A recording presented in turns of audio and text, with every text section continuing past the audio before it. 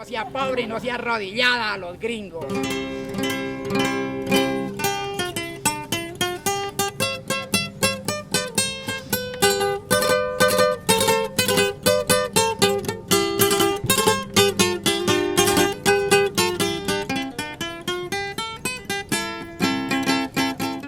Buenas noches, bienvenidos a este espacio. Hoy desde Curumaní, Cesar, en nuestro primer Encuentro Nacional de Mujeres de Zonas de Reserva Campesina y el quinto Encuentro Nacional de Zonas de Reserva Campesina. Hoy tenemos varios invitados importantes con mucho conocimiento y mucha trayectoria en el tema de zonas de reserva campesina y quiero que ellos se presenten. Muy buenas noches, todas compañeros. Mi nombre es Nulfo Barrios, soy local esta noche acá con ustedes. Bienvenidos todos. Soy el presidente de la Asociación Mesa Regional Campesina del Perijá en el centro del Cesar, que tiene una incidencia en 4 municipios, que son Pailitas, Chimichagua, Curumaní y Chiriguaná. Muy contento también por la realización del primer encuentro de mujer de la zona de reserva campesina y la instalación en lo transcurrido del día de hoy ya con la primera parte del quinto Encuentro Nacional de Zonas de Reserva Campesina. Bueno, buenas noches, mi nombre es Juan Carlos Quintero, soy vicepresidente de la Asociación Campesina del Catatumbo, soy también el fiscal de la Asociación Nacional de Zonas de Reserva Campesina. Muchas gracias a usted, Nulfo, por estar el día de hoy de anfitrión acá, a todos los compañeros del Caribe, al profesor Darío Fajardo, a la compañera y a Lady, que está hoy de moderadora. Muy buenas noches, muchas gracias. Muy chévere estar con ustedes. Mi nombre es Darío Fajardo, yo soy profesor universitario, Universidad Externa de Colombia, y he venido acompañando el proceso de organización de las reservas campesinas desde cuando arrancamos por allá, en el 64, 65, 66. Buenas noches para todos y todas, mi nombre es Teresa Jaramillo, vengo del Bajo Cauca, soy la presidenta de la subdirectiva ASOBA, sector Puerto Valdivia, y pues hago parte de la zona de reservas campesinas ANSOR, donde estamos representando aquí al Alto Sinú, Córdoba, y Bajo Cauca antioqueño y Nordeste. Feliz de estar aquí. De verdad que esto es un regalo de Navidad anticipado, sobre todo para nosotras las mujeres y los campesinos que venimos del interior, conocer una región tan maravillosa como esta, esa calidad humana, ese recibimiento que hemos tenido y poder debatir esto que nos incumbe a todos y que nos duele a todos, volver a rescatar nuestras zonas de reserva campesinas y poder hacer un aporte inmenso a la paz de todos. Bueno, yo creo que uno de los puntos y en estas coyunturas actuales de discusión, luego del plebiscito, creo que es importante hacer un ejercicio de memoria, sobre todo hacer un ejercicio de conocimiento y creo que para eso tenemos a la persona adecuada en este escenario, a toda una autoridad en materia de zonas de reserva campesina. Y yo le quisiera preguntar al profe Darío Fajardo para que nos contara un poco, para dejar claro qué son las zonas de reserva campesina y un poco cómo ha sido ese proceso de construcción de la figura y cuál ha sido su desarrollo histórico. Profesor. Muchas gracias. Las reservas son una figura sencilla, digámoslo. Son comunidades campesinas con territorio organizadas. Muy simple, pero muy complejo en un país en el que lo que se ha querido fundamentalmente es arrinconar a los campesinos, quitarles la tierra y obligarlos a trabajar con bajos salarios y sin ninguna organización. Ese es el éxito de nuestro modelo económico. Por eso las reservas campesinas surgen como una expresión no solamente de resistencia, sino como una expresión de una sociedad alternativa. Esos son nuestras reservas campesinas y por eso, diría yo, es la persecución tan violenta que se ha ejercido contra esa idea de las reservas campesinas. Los campesinos de muchas partes aquí, nuestros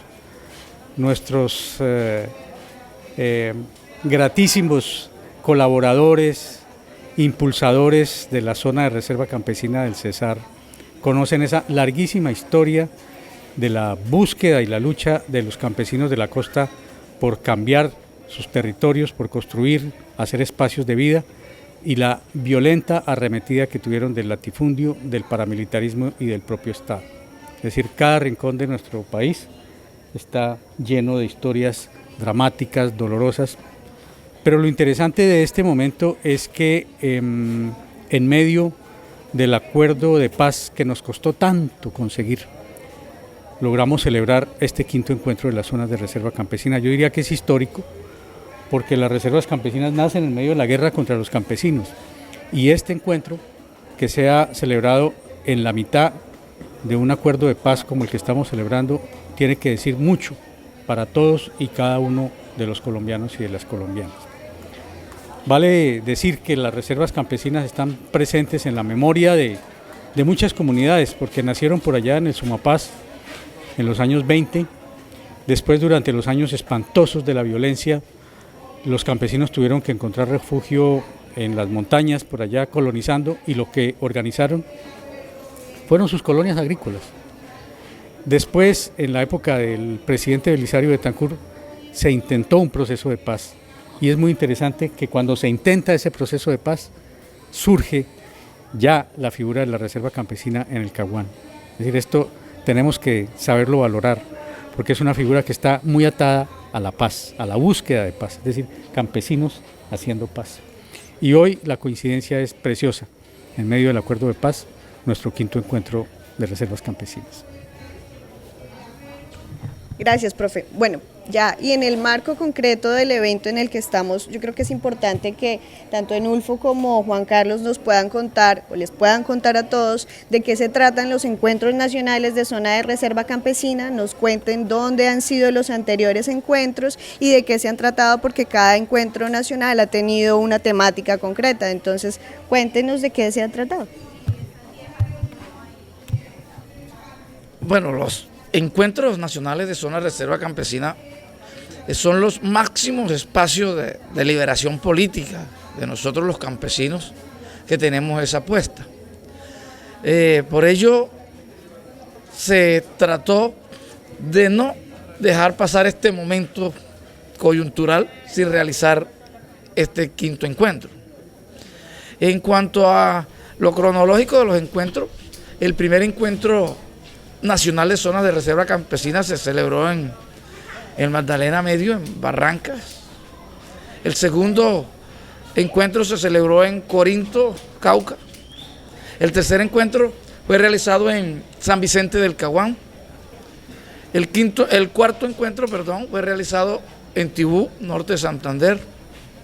Y hoy pues estamos celebrando el quinto encuentro aquí en nuestro territorio, en el territorio del cual yo represento como campesino a más de 1.100 familias, y que estamos contentos de verdad porque se está dando, dentro de lo coyuntural que estamos viviendo, se están dando los pasos afianzados que de tanto tiempo, como decía el profe Fajardo ahorita, se inició por allá en el sur del país, y que hoy por hoy ya esta figura está avanzando en todos los rincones del país.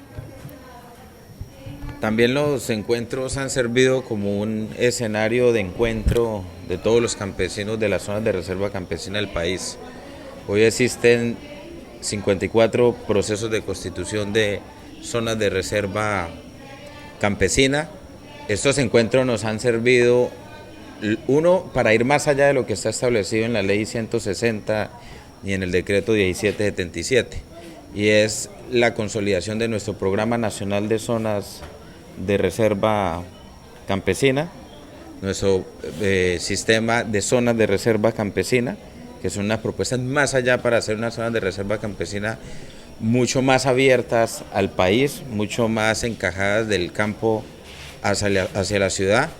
También han servido los encuentros para generar propuestas mucho más concretas en los escenarios de paz, en este caso el mismo escenario de la Mesa de Conversaciones de La Habana. Fueron los encuentros los que ayudaron a enviar los insumos para ese primer punto de la reforma rural integral. Estos encuentros además nos han servido para afianzar interlocución con instituciones, las instituciones que les corresponde el tema de zonas de reserva campesina, con las autoridades ambientales, del país y de los departamentos donde hemos desarrollado estos encuentros, pero también nos ha servido los encuentros nacionales para hacer propuestas en cuanto a la interculturalidad dentro de las zonas de reserva campesina, porque tenemos una realidad en el país y es que nos encontramos con los indígenas, nos encontramos con los afros y las zonas de reserva campesina también en estos encuentros hemos empezado a intercambiar y a discutir. Y por primera vez pues se da un papel muy importante que es histórico en los encuentros, y es el Encuentro Nacional de Mujeres de Zonas de Reserva Campesina. Es decir, en estos 5 encuentros que hemos tenido en los últimos 6 años, hay harto insumo que debe ser sistematizado, debe ser retroalimentado en nuestras comunidades y que debe ser puesto de cara al país de una manera mucho más sistemática y juiciosa sobre lo que nosotros proponemos. Gracias, Juan Carlos. Yo quisiera preguntarle a Teresa, como mujer, como campesina, ¿por qué las mujeres campesinas, y bueno, también para ustedes si quieren ayudar a responder eso, por qué el campesinado le apuesta a la figura de zona de reserva campesina como una lucha, como una reivindicación? Porque de verdad es recuperar, no solamente recuperar el territorio, sino nuestras culturas ancestrales, nuestra integración, nuestra identidad. ¿De qué nos han servido a nosotros todos estos años de lucha si ni siquiera nosotros somos capaces de defender nuestros territorios? Entonces por eso para nosotras como mujeres, porque hemos sido unas grandes luchadoras al lado de estos hombres, y por eso fue tan importante y tan diciente para nosotras que nos dijeran queremos que tengan una parte activa en las zonas de reservas campesinas. Sería descarado o sería imprudente que no nos dieran este espacio. Entonces, porque nosotras somos las madres de todo esto, nosotras somos las madres de este Colombia, somos las que hemos sufrido el despojo más grande, los desplazamientos, el ver cómo las multinacionales día a día se apoderan de nuestros territorios a través de las hidroeléctricas, de las minerías ilegales que para el gobierno son las de nosotros los pequeños mineros. Entonces el daño ambiental que se ha hecho.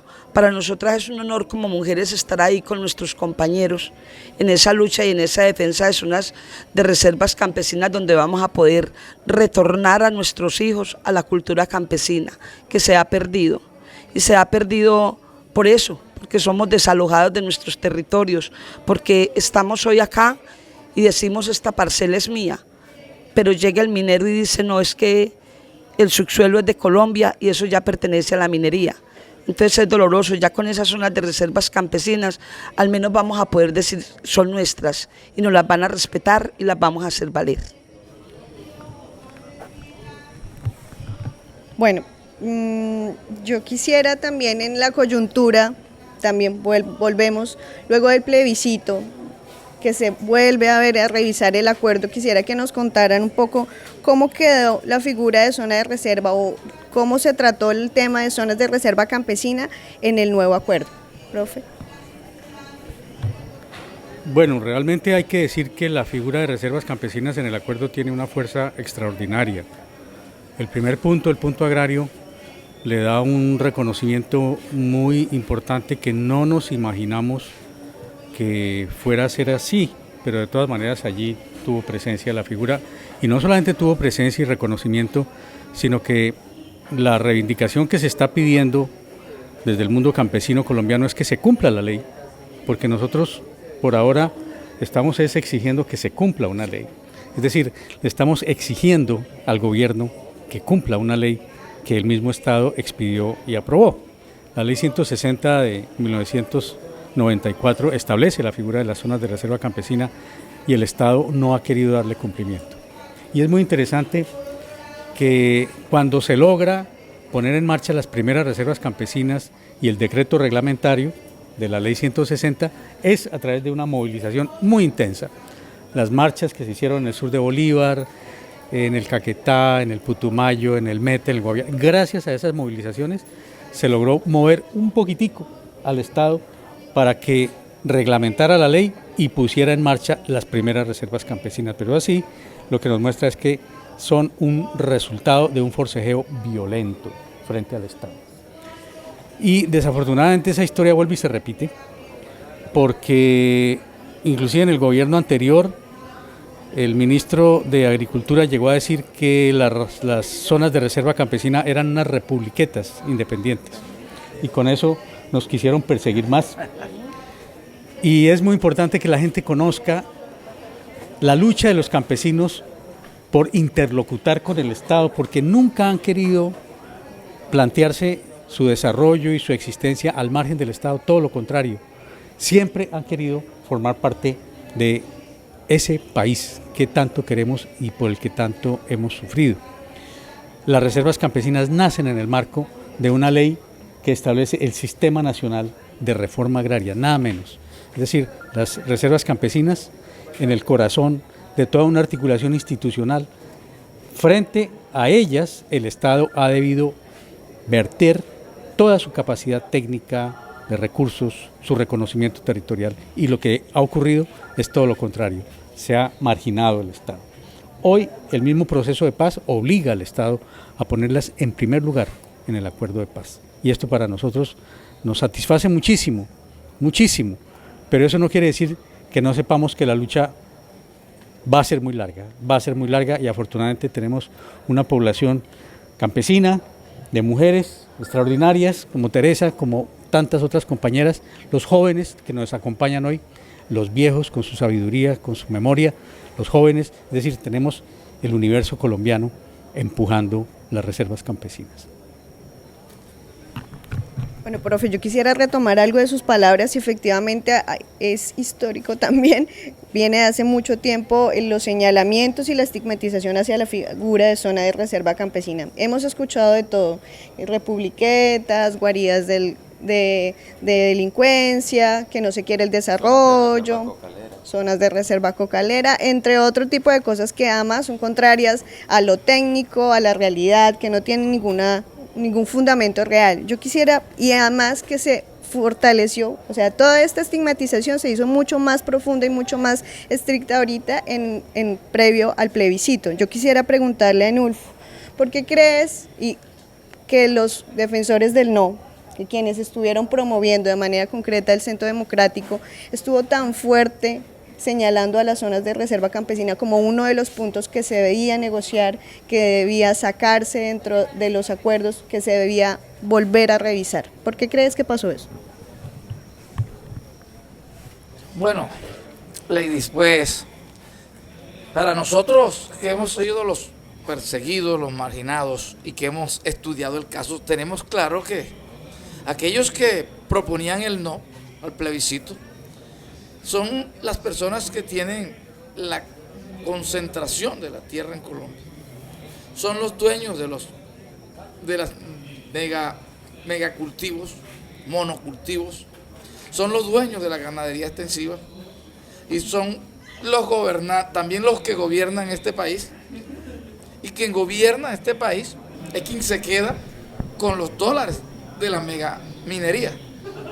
Entonces está claro que hay tres actividades que son los monocultivos, como el cultivo de palma en Colombia, tan intenso que está, la ganadería extensiva, la megaminería, tres actividades económicas que recogen un grupo político. Entonces ese equipo político es quien pues no quiere que existamos, por decir así, los campesinos, ni siquiera. A ellos les gustaría todavía terminar con las pocas hectáreas que nosotros estamos ocupando y que estamos en la mayoría en baldíos del Estado, en serranías, no en los llanos como están ellos, y todavía aún le parece poco. Y ellos no le dicen no al plebiscito, ellos le dicen claro no a la paz de Colombia. Ellos en ningún momento están diciendo no al plebiscito, porque ellos antes de esa elección del plebiscito no tenían un planteamiento claro en el cual participar en la construcción de esos acuerdos. Ellos solamente querían prácticamente atravesarse a que no haya acuerdos. Un grupo tan poderosos supuestamente, mira, y según ellos no les alcanzaba 2 semanas, ni 3 semanas, para ellos llevar su propuesta a los nuevos acuerdos. Lo que queda claro ahí es que ellos quieren es que llegue el 2018, o lo querían pues, que llegue el 2018 y aún no se haya realizado nada, proponer su candidatura a la presidencia, llegar al poder y congelar estos procesos como los congeló el mandatario Álvaro Uribe en sus 8 años, donde nosotros no podíamos ni mencionar el nombre de la figura. Entonces sí nos queda claro por qué esas personas del no tienen esas actitudes y son públicamente los enemigos de nosotros los campesinos, y no solo los de zona de reserva campesina, todos los medianos productores en Colombia. La ambición de ellos es arrasar con todos nosotros para hacer ellos sus mega negocios. Bueno, el acuerdo primero tiene muchos retos y en general el acuerdo de paz trae muchos espacios nuevos y sobre todo trata muchas temáticas relacionadas con el campo y que van a tener un papel directo el campesinado en estas actividades. Yo te quisiera preguntar, Teresa, ¿qué papel y qué retos tienen las organizaciones campesinas de cara a la implementación de este acuerdo? Primeramente, yo creo que debemos ser los veedores y veedoras de que estos acuerdos sí se cumplan, que sí lleguen a una realidad. Yo creo que ahí no podemos desvanecer, así como no hemos desvanecido en esta lucha por la que estamos hoy acá reunidos, tenemos que hacer que se cumplan y que de verdad sí nos beneficien a todos los campesinos y campesinas, que de verdad esos logros sí sean un avance para un mejor Colombia y pensando mucho en nuestras familias, que nos recompensen todo eso que hemos sufrido en todos estos años de lucha, porque la lucha nada más no ha sido para la FAREP, la lucha ha sido para todas las madres, para todos los colombianos, pues obvio, excluyendo a aquellos que no quieren la paz, a esos que fueron capaces de apoyar el no, como decía el compañero, no los acuerdos, la paz, que no quieren la paz porque saben que la paz nos va a dar otras oportunidades, que vamos a poder regresar a ese Colombia con que todos soñamos y que de pronto algunos, así jovencitos como yo, pudimos vivir en algunos momentos en paz, de sentir un Colombia diferente. Yo me recuerdo cuando era niña, qué diferente era vivir en el campo, qué diferente era compartir con lo que decían las chusmas, porque ellos iban detrás de un poder muy diferente, que era la defensa del territorio, y de pronto todo esto se cambió, pero se cambió más, yo diría, más que por la FAREP o las guerrillas o los grupos al margen de la ley que han hecho tanto daño, pero que han sido a la vez apoyados por esos gobiernos inescrupulosos, porque ellos son los que más han fomentado esta guerra, y a ellos les ha dejado plata la guerra, precisamente por eso no han querido la paz. Pero nosotros vamos a defender la implementación de estos acuerdos. Yo estoy segura, totalmente segura, que vamos a coger la bandera de esto y que lo vamos a lograr. Gracias, Teresa. Juan Carlos, dentro del acuerdo, tanto en el punto de reforma rural como en el tema de cultivos, se habla de unos territorios que van a ser priorizados para la implementación de todo esto. ¿Será muy descabellado pensarse en las zonas de reserva campesina como territorios priorizados para la implementación? Bueno, en el punto 1 y en el punto 4 tenemos un gran reto en la implementación, las zonas de reserva campesina.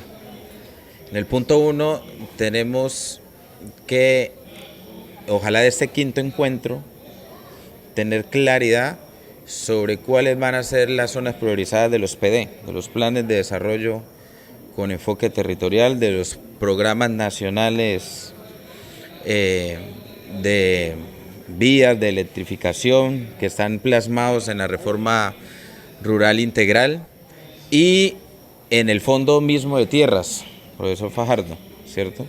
Muchas de nuestras zonas de reserva campesina hoy se encuentran en Ley Segunda del 59, los fondos de tierras hasta donde tengo entendido en este punto, se van a llenar, si se quiere, ese costal de tierra con la ley segunda del 59. Es necesario hacer una identificación clara desde las zonas de reserva campesina, dónde están ubicados, cuántas hectáreas tienen, la condición misma de que cuando eso se sustraiga debe convertirse inmediatamente a zona de reserva campesina, porque los campesinos estamos ahí desde hace mucho tiempo. Lo que no ha sucedido es que hay un reconocimiento jurídico del gobierno colombiano sobre este tema. Frente al punto 4, que es el de solución al problema de las drogas ilícitas, de igual manera, casi todas las zonas de reserva campesina tienen coca, marihuana y amapola, y es un problema social que hay que resolver. Es un componente muy importante que le da el Acuerdo de La Habana, que es que deja de un lado la represión militar, una política equivocada que se venía aplicando hacía muchos años en Colombia, y que por primera vez, a través de la lucha popular, logramos que hoy se hable incluso de sustitución de cultivos de uso ilícito, que tenga como principio la concertación, la gradualidad, la participación activa de la comunidad para sustituir estos cultivos. Ese punto tiene 3 ejes claves: el tema del consumo, el tema del combate al narcotráfico, pero hay uno que corresponde a nosotros, que es el PENIS, el Programa Nacional Integral de Sustitución. También hemos venido desde ANSOR, desde la zona de reserva campesina, impulsando una plataforma o un escenario propio de los productores de coca, marihuana y amapola, que se va a llamar la Coordinadora Nacional de Productores y Trabajadores de Coca, Marihuana y Amapola.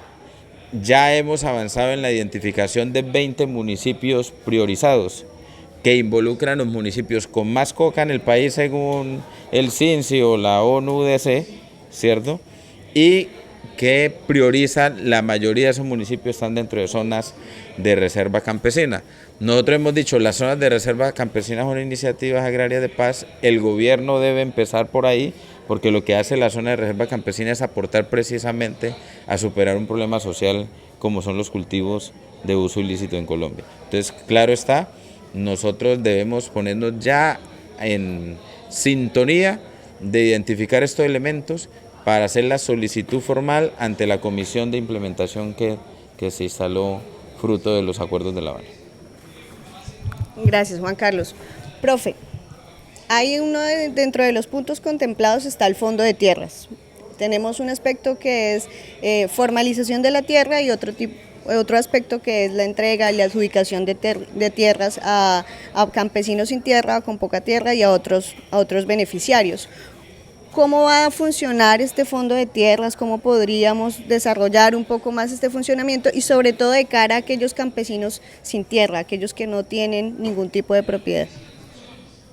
El fondo de tierras precisamente está pensado como un instrumento de la democratización del acceso a la tierra. ¿En qué sentido?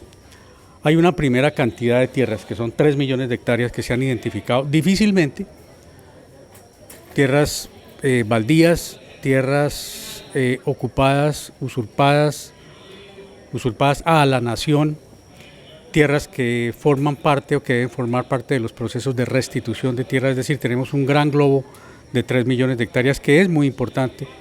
Es muy importante si pensamos nosotros que en este momento en Colombia están en producción agrícola apenas 6 o por mucho 7 millones de hectáreas. Entonces estamos hablando de la mitad de las tierras que están siendo cultivadas en el país, que es un volumen apreciable de tierras. Y por otra parte tenemos 7 millones de hectáreas que tienen que ser formalizadas, es decir, estamos generando a través del proceso de paz una disponibilidad y unas condiciones de formalización de la tierra muy importantes para los campesinos que están, según el Censo Agropecuario, en las condiciones de peor exclusión que hemos tenido en nuestra historia. Hay que decir que los coeficientes que miden la concentración de la propiedad de la tierra le dan a Colombia uno de los niveles más altos en concentración de la propiedad de la tierra, estamos cerca del 0.9, que es altísimo de concentración de la propiedad de la tierra. Entonces con esto comenzamos a romper, pero digo, comenzamos a romper porque no es suficiente con eso. No es suficiente con eso porque Colombia no solamente tiene la deuda con los campesinos, sino que tiene también una deuda con sus ciudades. Colombia tiene una deuda inmensa en términos alimentarios.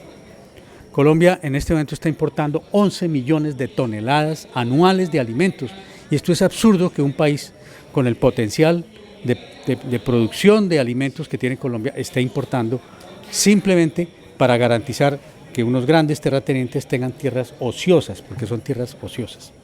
Es decir, cuando nosotros hablamos de una ganadería que tiene 2 hectáreas por cabeza de ganado, estamos hablando de los desperdicios más criminales de la tierra. Entonces, este tema integra a Colombia, porque no es solamente la justicia con los campesinos, sino que el país se ponga con sus tierras, con sus campesinos, a generar el abastecimiento alimentario que necesita el país. Es más, nosotros estamos en condiciones de ser un país exportador de alimentos. Países como Venezuela son países que requieren complementar su disponibilidad de alimentos, y lo sabe Juan Carlos, porque ustedes son la Reserva Campesina del Catatumbo que provee alimentos para Venezuela. Pero esto nos permitiría ampliar nuestra oferta alimentaria. Es decir, es justicia, no solo para los campesinos, sino para el conjunto del país, generar las tierras en condiciones racionales, en condiciones de respeto y de democracia, para que generemos los alimentos que necesita el país.